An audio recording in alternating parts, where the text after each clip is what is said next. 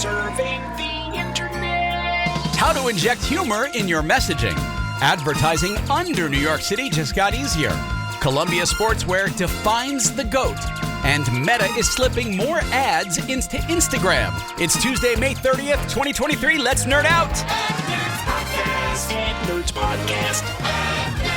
The Ad Nerds Podcast delivers ad industry news weekdays. We're the go-to source for people who spend money on advertising, covering big brands, small businesses, and the latest marketing trends. It's me, Spanky Moskowitz, the show's host and a nearly 40-year vet of the ad industry.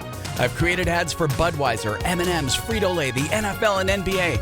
I've created over 100,000 ads, generating hundreds of billions in client revenue. If you're in or interested in the world of advertising and want to stay up to date with the latest news, the Ad Nerds Podcast is the perfect place to start. Ad Nerds Podcast. We all enjoy a good laugh, right? Well, laughter, we know it does wonders for us. And lately for me, it's been the thing that's kept me sane. All sorts of benefits. Improved oxygen, circulation, stress relief, endorphins, the whole nine, right? And the great thing is that laughter is contagious. It can spread like wildfire, especially online. But let's not kid ourselves. We know that creating humor isn't a walk in the park. It's difficult, it's complex, and it depends a lot on the individual taste of the consumer seeing the humor. So the challenge is making funny content that speaks to a broad audience, right? Without losing sight of your campaign message. So here is exactly how to do it. First, you got to know this. You cannot force humor. It's like trying to squeeze water from a stone. The trick is to find natural, relatable ways to sneak in funny anecdotes or stories into your content. Real world inspirations, that's the key.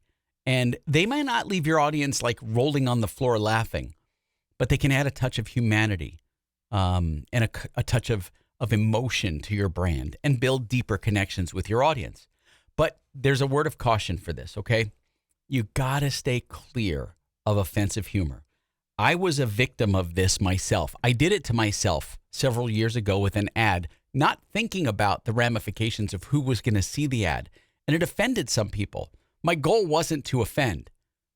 I got over it, but you've got to make sure that you're grabbing people's attention, but not infuriating them and not causing a social outburst that's going to distract and detract from your messaging. Okay, so it might grab someone's attention short-lived, but it could also tarnish your reputation as a business. So remember, the internet might be busy debating your controversial humor, but at the same time, your brand message is getting lost in the mix, okay? Also, try to spread positivity through your humor. That's what we aim to do in our advertising, right? I want people to smile. I want them to laugh. It can do wonders in creating a memorable impression of your brand, even when things aren't going our way, right?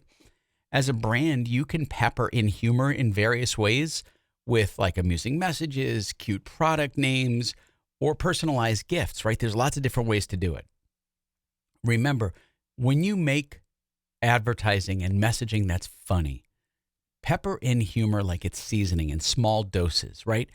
You want to tailor your jokes to your audience and get them sharing it with their friends and family. So you've got to make sure you're always looking at the fine line of offensive or shareable, right? Because you don't want people to not share. And that's how you boost your engagement and visibility. When it's done right, humor is an incredibly powerful tool. Like, I know this because I've been doing it for so long. And it's very effective at creating a huge brand presence and awareness for your business. Just keep it natural, keep it light, and keep it positive, and you're good to go. Ad Nerds Podcast. The New York City subway system, a hallowed proving ground for many budding brands, has stepped up its advertising game. For decades, the underground metal snakes and their stations have served as the launch pad for lots of up-and-coming businesses like Casper and Hims. But until recently, the ad buying process was surprisingly very old school. It was all manual and direct insertion orders. But things are changing. And Outfront Media, the firm that handles the MTA's advertising, started selling some ad spaces programmatically as of last December.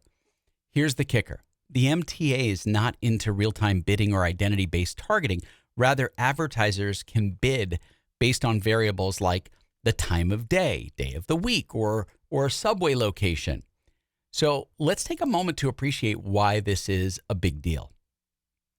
Transit advertising as a whole, it's got a knack for reaching consumers multiple times a day in their daily journey.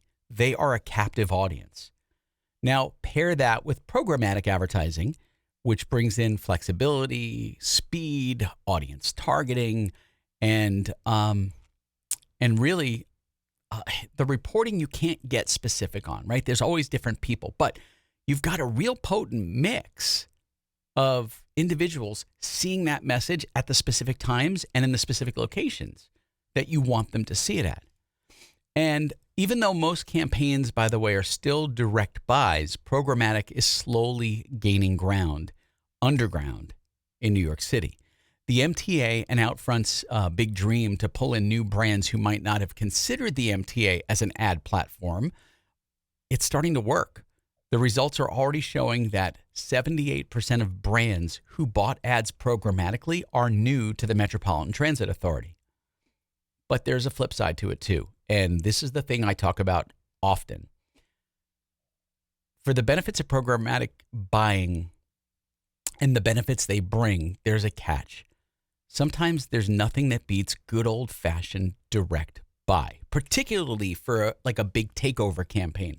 That's when a business takes over like an entire subway car or a station. Literally every outdoor space is that brand message. You will not see another message in that subway or in that subway station. Programmatic is great for fractional buying, but when you want to create a powerful, tangible presence, you're better off going direct. And so while programmatic is a slick addition to the ad mix in the MTA's world, it's not going to completely replace direct buys. It's all about finding the right balance. And I do say this, and I say it a lot. In fact, I have a special guest coming next Monday, and we're going to talk about this very thing, programmatic ads. And while I don't like them, there is a time and a place for them for some businesses. I don't subscribe to that, but there are. Coming up, don't claim to be the GOAT, unless, of course, you are the GOAT. I'll explain in a moment. The most nerdy.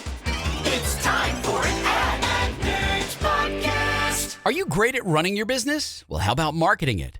If you're like most small business owners, you're great at the thing your business does, but not so great at marketing it. That's where Ad Zombies comes in. We help your business sell more. If you need attention-grabbing, mind-blowing, ridiculously creative advertising for your small business, and you do, Ad Zombies is your creative business partner. Ad Zombies writes ads, emails, web copy, sales pages, jingles, TV, outdoor. Our advertising makes your business pop. Go to adzombies.com today. Ad Zombies, ridiculously creative advertising. Ad Nerds podcast. Ad Nerds podcast. In the aftermath of a world reshaped by the pandemic, outdoor industry giant Columbia Sportswear is undergoing its own transformative journey, all while staying firmly planted in its robust heritage.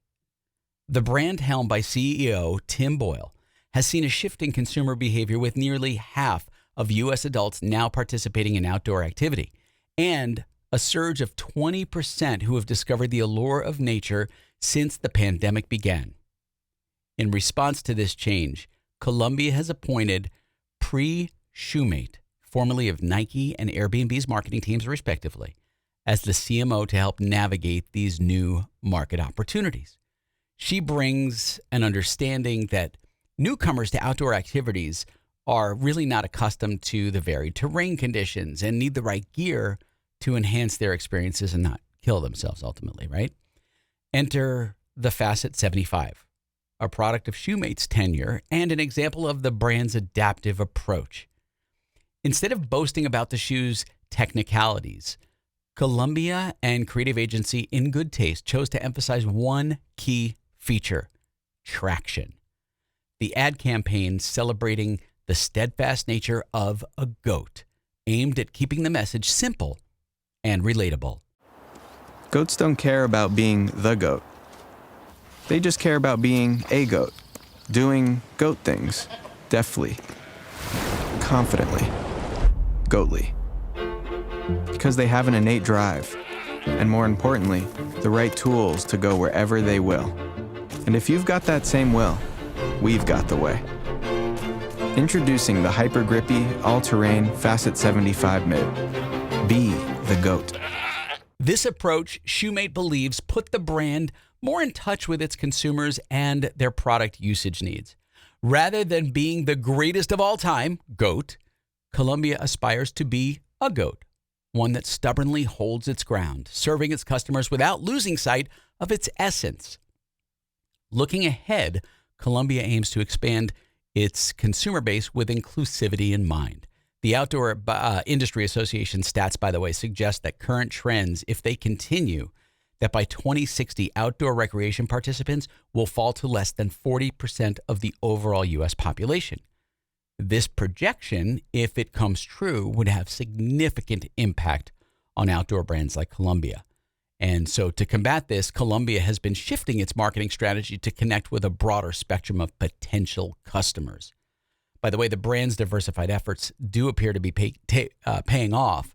They had an 11% increase in net sales from 2021, as well as an 8% jump in Q1 of 2023 compared to the same period in 2022.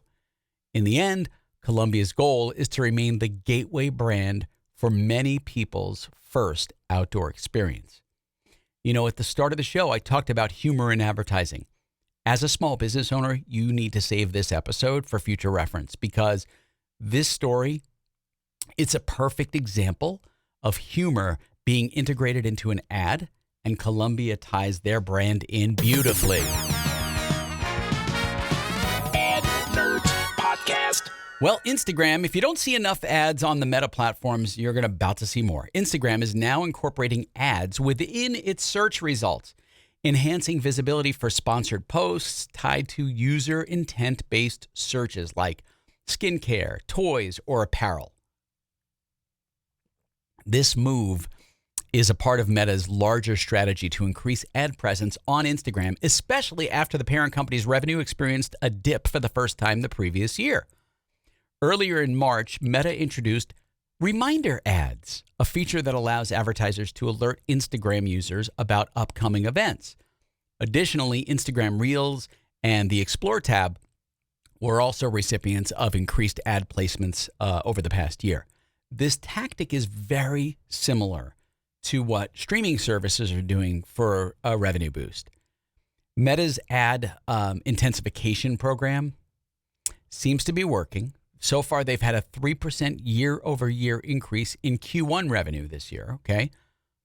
My question is this sustainable? And I don't think it is. While I'm a huge fan of great advertising, excessive ads can really deteriorate the user experience, potentially pushing users away from the platform, which is not what they want to do. And the truth is, most of the ads you see, well, they're just not that great. The most nerdy. It's time for an Ad Nerds podcast. I have been in the ad game for almost 40 years, but I'm a small business owner, just like you.